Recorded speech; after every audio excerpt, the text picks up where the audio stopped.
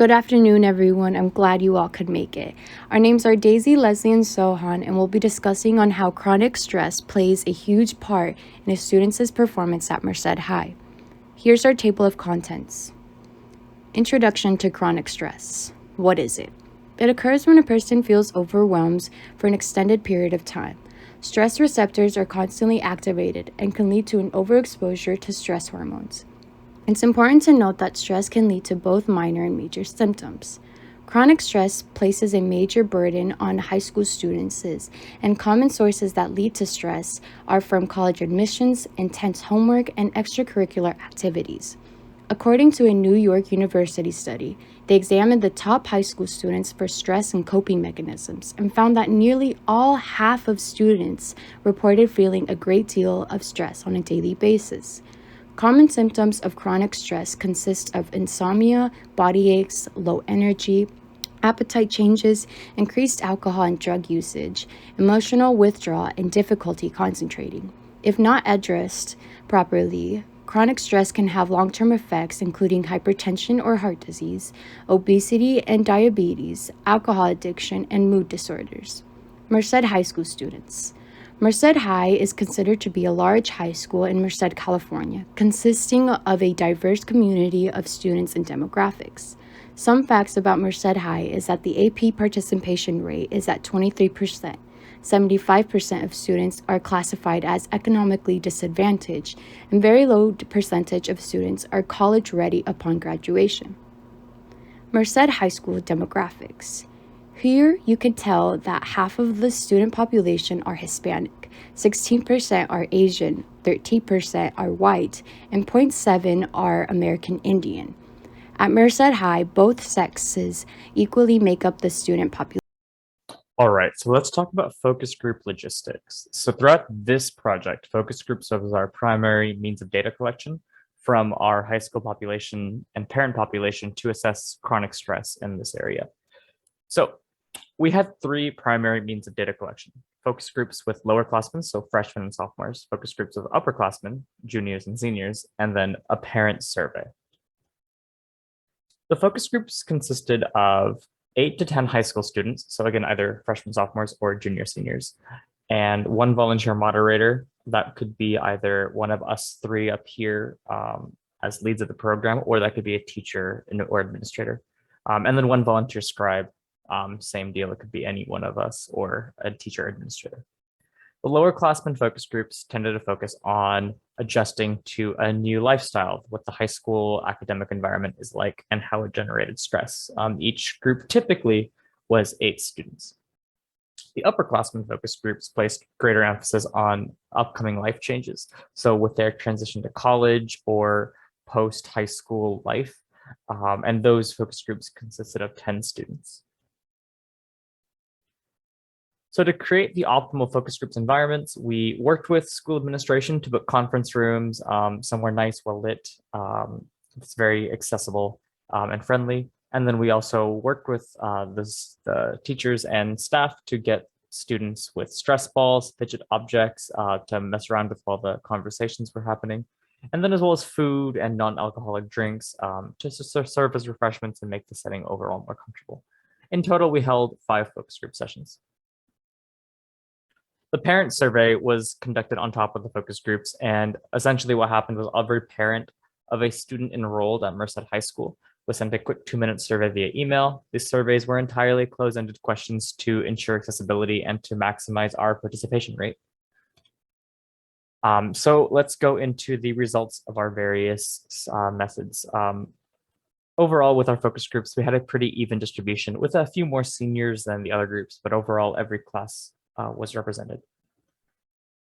So every individual had a description of stress that they presented.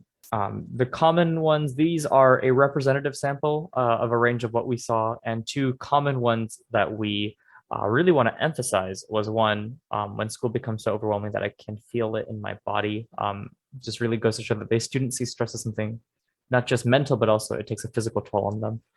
And second, it's like being nervous before a soccer match, but all the time. Stress doesn't really go away. It is pretty constant in this student population for prolonged periods of time. So 87% of students reported a current stress level of 7 on a scale of 1 to 10. 75% reported the month of finals to be the most stressful month, and 40% of students report that their families have put them in a stressful situation. And we'll dive into these statistics right here with our sort of our common stressors that we identified from our qualitative analysis of the focus groups. Homework and exams was the biggest form of stressor that we saw in our students, with large bulks of homework assignments being assigned by teachers on a daily basis.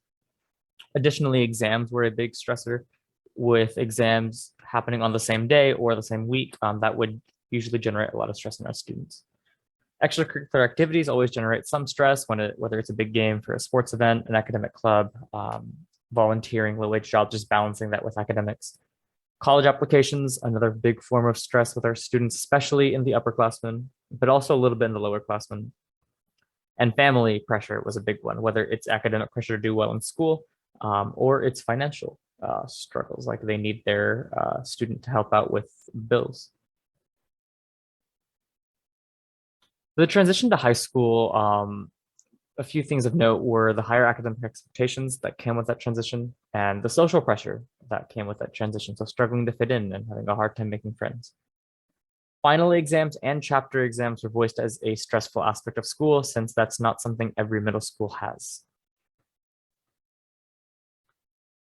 So we identified a few coping strategies that our students engaged in, and we sorted them into positive or negative coping strategies. So the positive coping strategies include talking to friends, being social, playing video games, listening to music, and playing with pets, generally healthy hobbies. And then there were a few students who go to negative coping strategies that would include smoking and alcohol consumption. And both of these things are avoidable if we're able to mitigate chronic stress, but we're noticing that just the overwhelming pressures that these students face is pushing them into these negative coping strategies as well. So what can the school do? So teachers could assign less homework where possible. With a curriculum redesign, that may not be too far off. They can add a nap room for students to nap in, or just create open outdoor areas for students to rest in between classes during free periods. Make sure exams don't all happen on the same day. And this is probably the most feasible one that I've mentioned so far. Teachers could coordinate with each other, make sure none of their exams all coincide on the same day, or at least teachers at the same grade level. Improve student access to therapy. Currently, students don't feel that they have access to adequate support for mental health professionals on this campus. Make teachers more accessible to the students during lunch breaks, during free periods, during teachers prep periods, increasing the teachers' accessibility, making teachers more friendly or approachable for the students would be a big help. And lastly, just providing longer breaks between classes or even just longer lunch breaks. So from the parent survey, we identified that 43% of parents reported observing a mood change in their child after coming to high school. 80% of parents say their child complains about stress at least 5 times per month. And 33% of parents report witnessing drastic grade changes in their children upon the transition to high school. So we are noticing a trend here where that transition into the high school years is creating such a stressful scenario for these kids that even the parents are noticing, and quite frequently too. And then some other findings from our study was most students find little comfort in talking to their parents about high school stress.